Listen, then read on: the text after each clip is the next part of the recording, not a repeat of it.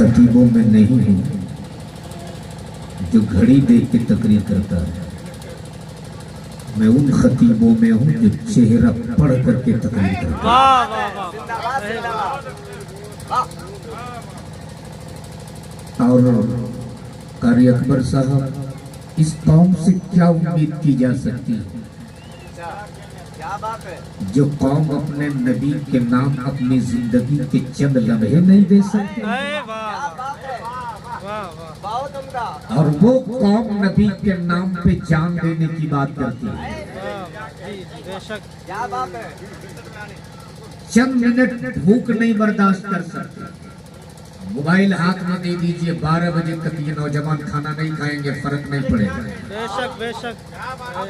और मुस्तफा की मिलाद में 10 अगर बच जाए तो लोग सिर्फ घड़ी देखेंगे, हजरत हो गया टाइम। जी हक है। अल्लाह रहम फरमाए इस कौम पर। शायद आपको पता नहीं है कि आज हम चंद मिनट भूख बर्दाश्त नहीं कर सकते, लेकिन मेरा वो नबी अगर ओहुद के पहाड़ को इशारा कर दे तो वो पहाड़ भी सोना बनकर मेरे मुस्तफा के साथ साथ चले। लेकिन उस नबी ने तेरे लिए हम जैसे गुनहगार होके लिए 3 दिन तक मेरे मुस्तफा पेट पे पत्थर बांधे रहे। वो नबी जब दीन के तबलीग के लिए उतरे ताइफ के मैदान में, तो दुश्मनों ने मेरे पैगंबर पे पत्थर बरसाना शुरू किया था। एक पत्थर एक कदम पे पड़ता, अभी उसका भी दर्द नहीं जाता था कि दूसरे कदम पे दूसरा पत्थर पड़ जाता। नाले में पाके पैगंबर लहू से भरा हुआ है, जिसमें पाके पैगंबर से खून के पीछे रिस रहे, लेकिन वाह मुस्तफा पत्थरों की चोट खाते रहे, अपने गुनहगार उम्मती के लिए मग़फ़िरत की दुआएं देते रहे। नबी रातों रात रोते रहे, अपने खताकार उम्मती की बख्शिश की दुआएं देते रहे। तभी तो आला हज़रत फरमाते, अल्लाह क्या जहन्नम अब भी न सर्द होगा, रो रो के मुस्तफा ने दरिया बहा दिए। जो नबी नारे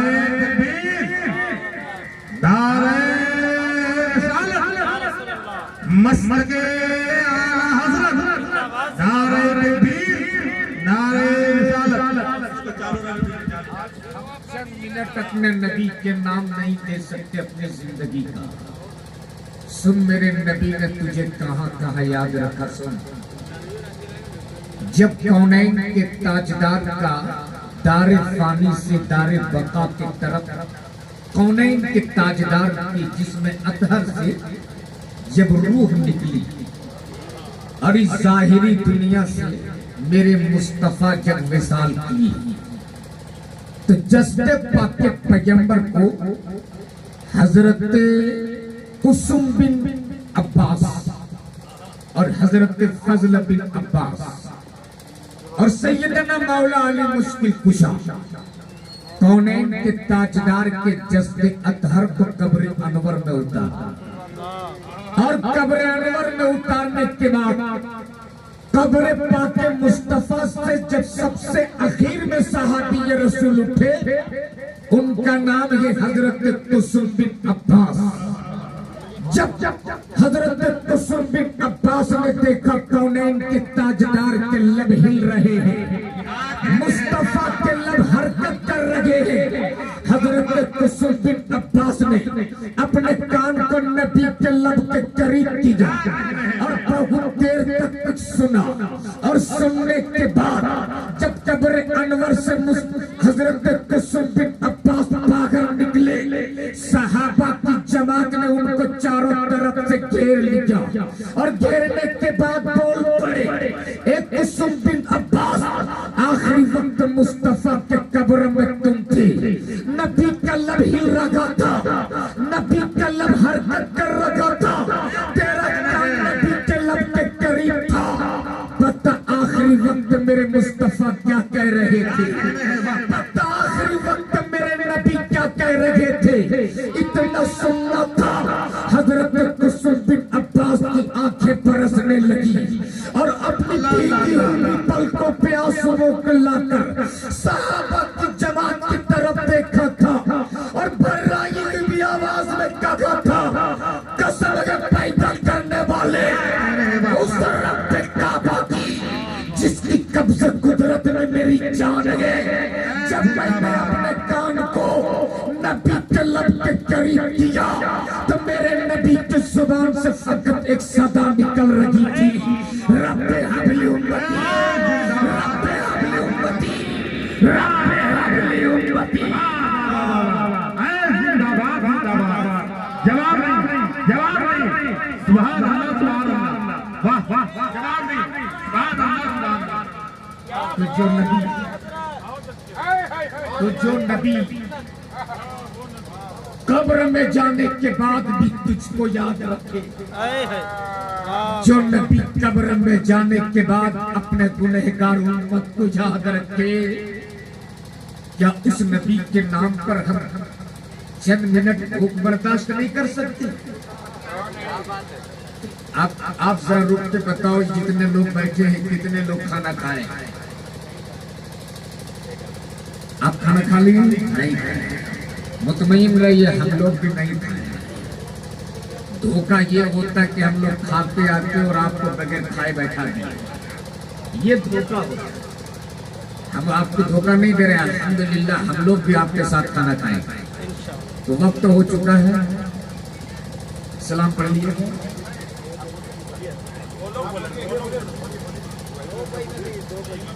दो घंटा, 2 मिनट, 2 मिनट, घंटा में कहा?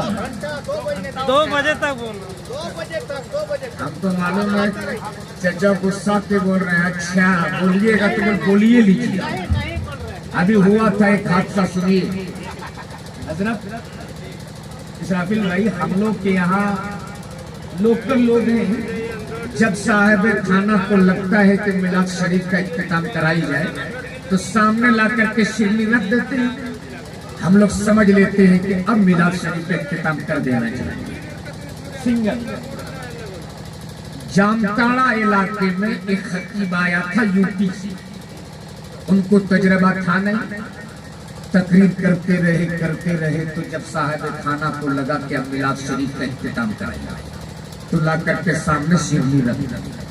उनको तो तजर्बा था नहीं, वो तकरीर करते रहे तब बड़ा सा गिलास में ला के पानी रखा कि अब तो हजरत खत्म करे। लेकिन खतीब भी बड़ा जिद्दी, बोलते गए तब 2-4 हट्टे कट्टे नौजवान गए और पूरी देख पकड़ के लाके सामने पटक दी और बोले हजरत रात भर तकरीर आप ही कीजिए, सुबह खा करके आप ही जाइए। तो चचा कह रहे नहीं मानिएगा तो बस बोलिए, मानिएगा नहीं तो बोलिए। मैंने पता नहीं, कुछ लोग ऐसे देखते नहीं है, बोले नहीं वो जामताड़ा था, लेकिन अल्हम्दुलिल्लाह ये जितने लोग बैठे हैं, कारी अकबर साहब, ये आपकी मोहब्बत का असर है कि इन चेहरे में जरा बराबर भी शिकन नहीं है। क्या कह रहे हैं? मैं देख रहा हूँ रात जिस तेजी के साथ सफर कर रही, इश्क उसी रफ्तार से सीने में जगह ले रहा है। और एक चीज याद रखिए मुख्तार भाई, ये जितने लोग अब बैठे हैं ना, ये सब ओरिजिनल लोग बैठे हैं, वरना आजकल जलसों में 3 क्वालिटी के लोग आते हैं। कुछ लोग जलसा देखने आते हैं, कुछ लोग जलसा सूंघने आते हैं और कुछ ही लोग होते हैं जो जलसा सुनने आते हैं। तो जो देखने के लिए आए थे वो देख रहे थे कि पंडाल कैसे बना है, स्टेज कैसे बना है, साउंड कैसा लगा है, वो देख लीजिए, चल दिए। अब जो लोग सूंघने आए थे वो सूंघ रहे थे कि पकौड़ी की दुकान कहाँ है, समोसा कहाँ बना है, चाय कहाँ बनी है। ऐसे लोग पीते नहीं है चाय, सूंघते हैं, चल देते। अब जितने लोग ये बैठे हैं सब जलसा सुनने के लिए आए। अच्छा एक बात बताइए, आप लोग खेती करते हो ना? अरे बोलो ना। जी जी धान पक जाता है तो क्या करते हैं? काट लेते हैं। काटने के बाद अरे ढेगाते कि नहीं? और पीटने के बाद मिल अरे इतना जल्दी चावल बना लीजिएगा। मैं भी किसान का बेटा हूँ। इसके बीच बहुत प्रक्रिया है। धान पीटने के बाद हवा देते कि नहीं देते? अरे बोलिए ना। जी पहले तो लोग सूप से होकते थे, अब पंखा लगा देते। तो अच्छा एक बात बताइए, जो उड़ जाता है उसे आप लोग अपनी जुबान में क्या कहते हो? खखड़ा जो उड़ जाता है वो खखड़ा क्या बात है? अरे जिंदाबाद जिंदाबाद। अरे लाजवाब, क्या बात है जिंदाबाद जिंदाबाद जिंदाबाद। तो मैं तो नहीं कहूंगा कौन खतरा था। अब जो उड़ गए, थोड़ी सी हवा चली, वो लोग खतरा ही थे। और जो बच गए हवा चलने के बाद, ये सब ओरिजिनल लोग हैं। जिंदाबाद जिंदाबाद। अगर सब ओरिजिनल है तो जरा एक बार ओरिजिनल का सबूत दीजिए और जोर से बोल दीजिए या हुसैन। या हुसैन माइक में नहीं, माइक में नहीं, ये बोलेंगे। एक बार जोर से बोलिए या हुसैन। या हुसैन ये देखिए, और जोर से बोलिए। या हुसैन। हाय हाय हाय हाय। रंगे आशिकी चढ़ गया, रंगे आशिकी और रंगे हुसैनी भी चढ़ गया। क्या बात है? तो क्या थोड़ी देर मेरी गुफ्तगू सुन लेंगे आप लोग? जी जी सुनेंगे थोड़ी देर? जी जी नहीं नहीं, हम लोग भी नहीं खाए बेटा, हम लोग भी आपके साथ खाएं। घबराइए नहीं। मुकद्दर के सिकंदर हैं आप लोग। खुदा की कसम, आप उस जगह पे बैठे हो जिस जगह को मेरे मुस्तफा ने जन्नत की क्यारी फरमाया। और अगर चंद लम्हे आज आपका बैठना कबूल हो गया तो हो सकता है यही रात आपके लिए निजात वाली रात बन जाए। वाह वाह वाह। हो सकता है यही रात हमारे लिए बख्शिश वाली रात बन जाए। इसलिए कि हमारे पास ऐसे अमाल नहीं है कि हम अपने अमाल की बुनियाद पर बख्शे जाएं। हमारी इबादत भी इस लायक नहीं है कि अल्लाह हमारी इबादत के बुनियाद पर हमारी मगफिरत फरमा दे। हमारे इखलाक और किरदार भी इस लायक नहीं है कि हम अपने इखलाक और किरदार के बुनियाद पर बख्शे जाएं। हमें अपनी इबादत पे नाज नहीं, हमें तो रब की रहमत और मुस्तफा की शफाअत पे नाज है। न तार पर, न तकवा पर, न ज़ूक़ व इत्तिका पर है। हमारा नाज जो कुछ है मोहम्मद मुस्तफा पर है। जिंदाबाद जिंदाबाद। बहुत अच्छा मोहब्बतों के साथ नारे तकबीर। थोड़ा हाथों को फिजा में लहरा करके नारे तकबीर, नारे रिसालत, मसलके आला हज़रत, मसलह आला हज़रत, नारे तकबीर, नारे रिसालत। और एक चीज याद रखिए, ऐसी महफिलें सबके मुकद्दर में नहीं होती। अकबर साहब, ऐसी महफिलें सबके मुकद्दर में नहीं होती हैं।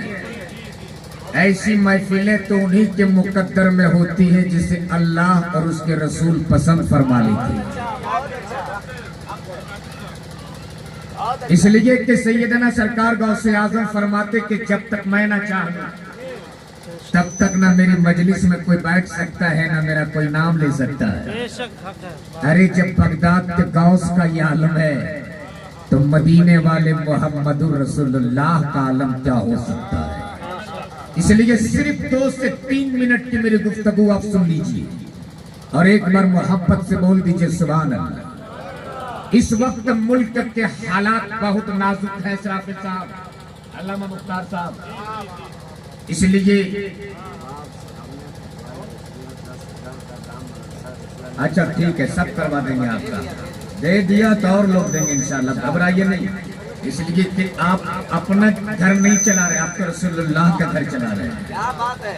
और जो घर मुस्तफा का होता है उस घर में कभी गरीबी आ ही नहीं सकती है। घबराते क्यों?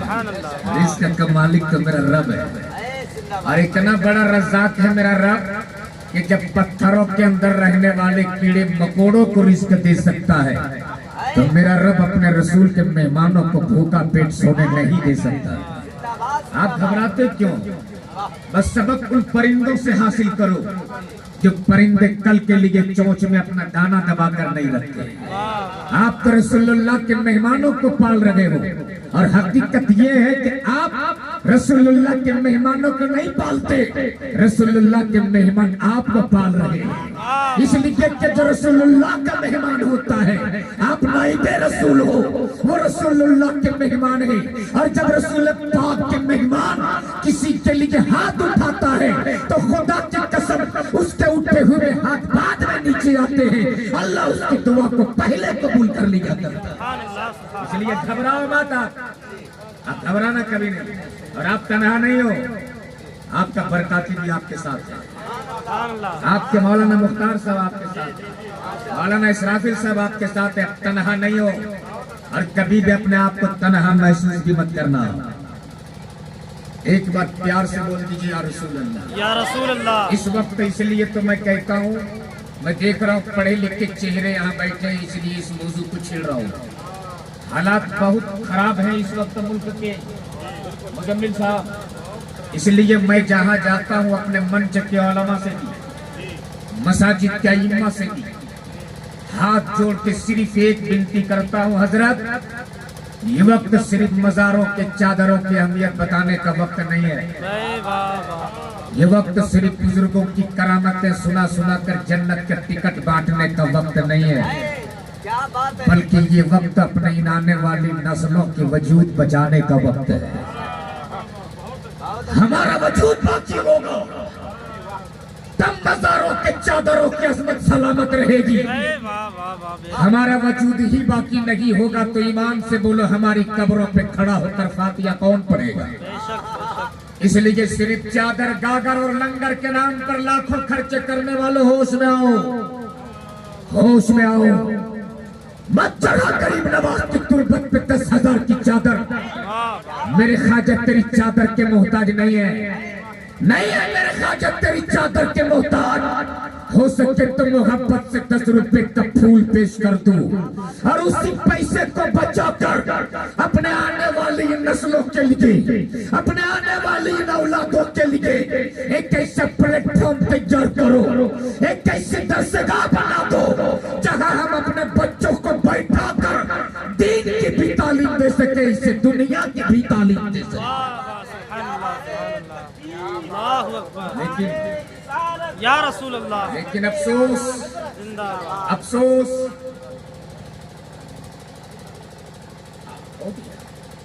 पैगाम देना था बस। आज हजरत वाकई बड़ा अफसोस होता है बशीर साहब, आज हमारे यहाँ करोड़ों के खानकाह मिल जाते हैं, लेकिन अपने बच्चों को पढ़ाने के लिए हमारे पास अच्छा स्कूल नहीं मिलता है। और पीर परस्ती में ये मेरी कौम इस कदर पागल है कि अगर पीर साहब कह दे कि 50,000 रुपया चाहिए तो जमीन बेचकर पीर साहब को 50,000 का मोटा लिफाफा दे दें, और अगर मौलाना अकबर मदरसा के लिए 500 रुपया मांग ले तो कलेजा फटने लगता है लोगों को। याद रखना, आज जो इस मुल्क में तुम सलामत हो इसी मदरसों का सदका है। बेशक बेशक। इसलिए मैं आपसे कहूंगा हजरत मत पूछिए, अगर पीर साहब आ जाए ना तो वो ड्राई फ्रूट्स, काजू अलग, किशमिश अलग, पिस्ता, अरे वो काला वाला अंगूर जिसने कभी माँ को एगो केला नहीं खिलाया, वो पीर साहब के लिए हुजूर ये पिस्ता। और हमने देखा है तलवा चाटने के लिए आपस में लड़ाई करते हुए। मैं पीरों का मुखालिफ नहीं हूँ, खुद मेरा पीर हुजूर अमीन शरीयत अल्लामा सिद्दीक़ रज़ा खान बरेली शरीफ है।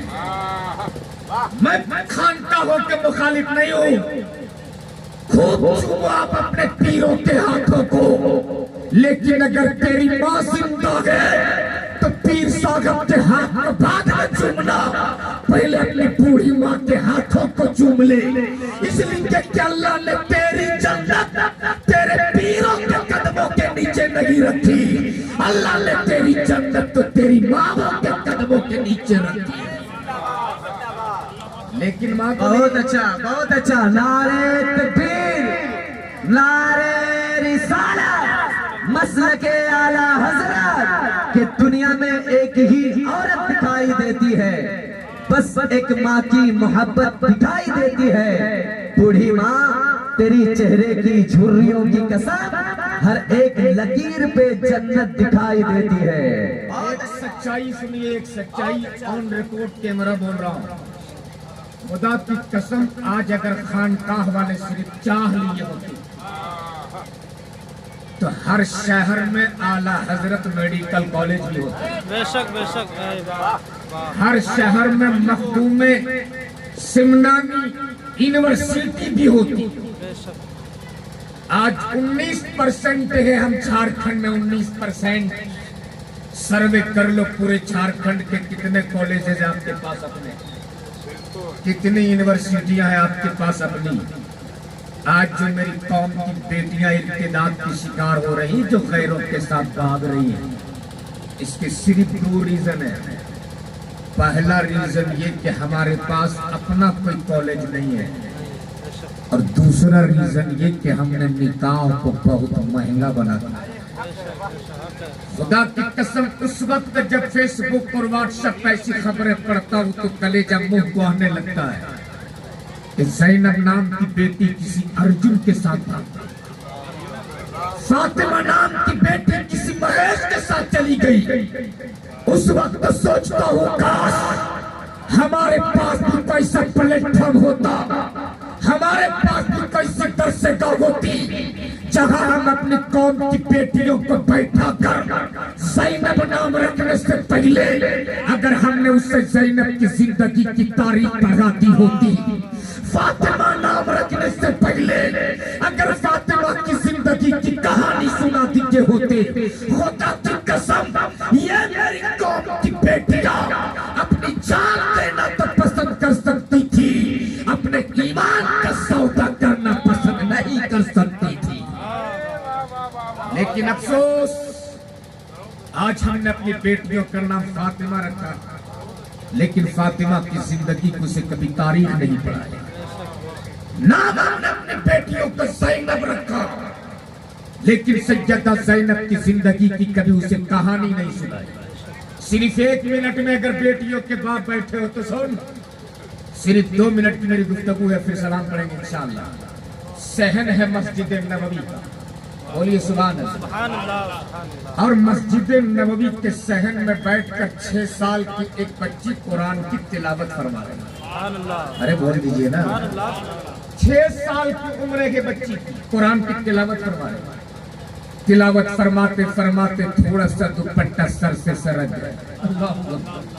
सैयदा तैयबा ताहिरा आबिदा जाहिदा हजरत फातिमा ज़हरा तशरीफ ले आई, और तशरीफ लाने के बाद सर से जो थोड़ा सा दुपट्टा सरका था, सैयदा फातिमा ने सर पे डाल दिया, और डालने के बाद बोल पड़ी, ए बेटी ज़ैनब, खबरदार अपने सर से दुपट्टा सरकने ना देना, वरना तेरे नाना मुस्तफा तुझसे नाराज हो जाएंगे।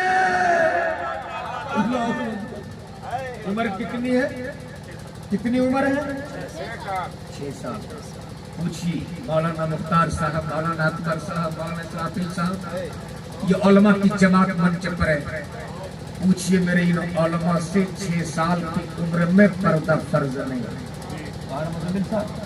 6 साल की उम्र में पर्दा फर्ज नहीं है, लेकिन तरबियत का असर देख आज मेरी कौम की बेटियां जिनसे वो टी-शर्ट पहनकर घर से निकलती है कॉलेज के लिए, है किसी बाप में हिम्मत जब पूछ ले बेटी इस लिबास में तू कहाँ जा रही है, रोना रोते हो मेरी बेटी दूसरे के साथ भाग गई। याद रखना, औलादों का पहला स्कूल और पहला मदरसा माँ की गोद हुआ करती है। जिस तरह आप अपनी औलादों को तरबियत दोगे, आगे चल के वो तेरी औलादें वैसी ही होगी। सैयदा ज़ैनब के सर पे सैयदा फातिमा ने दुपट्टा डाल के कहा था, खबरदार बेटी, अपने सर से दुपट्टा सरकने ना देना, वरना तेरे उठ जाएंगे, तेरे नाना तुझसे नाराज हो जाएंगे। इतना सुनना था, सैयदा ज़ैनब बिलक बिलक के रोने लगी, सैयदा ज़ैनब हिचकियां ले लेके रोने लगी। इतना रोई सैयदा ज़ैनब, इतना रोई सैयदा ज़ैनब। फिर सैयदा फातिमा को आना पड़ा और आने के बाद बोल पड़ी, ए बेटी ज़ैनब, इस तरह से सिसकियां ले लेके क्यों रोती हो, इस तरह से बिलक बिलक के क्यों रोती हो। तब सैयदा ज़ैनब ने कहा था, अम्मी कहीं मेरे नाना मुस्तफा मुझसे नाराज न हो गए हो। ए अम्मी फातिमा, आज मैं आपको गवाह बनाकर आपसे वादा करती हूँ कि आपकी बेटी ज़ैनब अपनी गर्दन तो दे सकती है, अपने सर से कभी दुपट्टा सरकने नहीं दे सकती है। सुभान अल्लाह, सुभान अल्लाह। इसलिए आप भी अपने औलादों को अच्छी तालीम के साथ साथ अच्छी तरबियत दो। अकीका करते हो आप अपने बच्चों का, नबी की सुन्नत है, खूब करो, लेकिन साथ में अपने औलादों को अच्छी तरबियत भी दो। सैयदा ज़ैनब की जिंदगी की कभी कभी उसे कहानी सुनाओ, बेटी सैयदा ज़ैनब कौन थी। कभी सैयदा फातिमा की जिंदगी की कहानी सुनाओ, बेटा नबी की बेटी थी।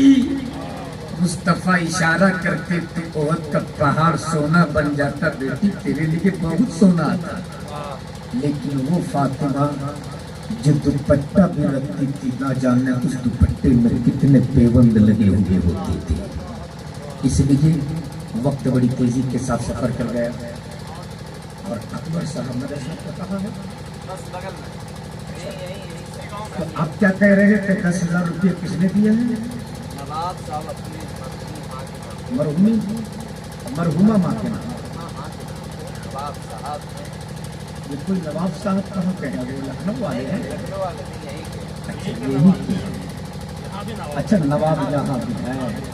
तो नवाब साहब ने अपनी मरहुमा वालदा के लिए 10,000 रुपये दिए किताब के लिए। कौन सी किताब के लिए? फतवा रज़विय्या, माशाअल्लाह। तो और कौन सी किताब चाहिए आपको? बहार शरीयत चाहिए। बहार शरीयत की क्या हदिया? किताबें आ चुकी हैं। तो अब ये है कि देखिए असल में माहौल तो वो है नहीं जिस माहौल पर काम किया जा सके। हाँ, ये है कि आप इनके मदरसे को साथ दीजिए, बड़ा अच्छा काम कर रहे हैं ये, सब देते हैं। अल्लाह तबारक तआला आप लोगों के देने को कबूल फरमाए। हजरत आपको वो ऐलान कर देना, फलां साहब ऐलान कर दिया, नवाब साहब का नाम काफी ही है, हो गया आपका नाम का ऐलान। 10,000 रुपये दिए, फतवा रज़विय्या का हदिया पेश किया। अल्लाह उनकी मरहुमा माँ की करवट कर वो जन्नत नसीब अता फरमाए। ईसाल सवाब के लिए वो इदारा बहुत बड़ा जरिया है आपके लिए। जब भी ज़रूरत पड़े जाइए अपने मरहूम माँ के नाम, मरहुमा माँ के नाम पर, मरहूम बाप के नाम पर, कोई भाई के नाम पर, कोई रिश्तेदार के नाम पर, नहीं हो सके कुछ तो कम से कम एक दिन बच्चों को खाना खिला देना, कम से कम ये आप लोग की जिम्मेदारी ले लीजिए। अल्लाह तबारक तआला हमें आपको अच्छी बातों पे अमल करने की तौफीक अता फरमाए। आपके मदरसे के जलसे में आऊँगा तब इंशाअल्लाह काम होगा। बस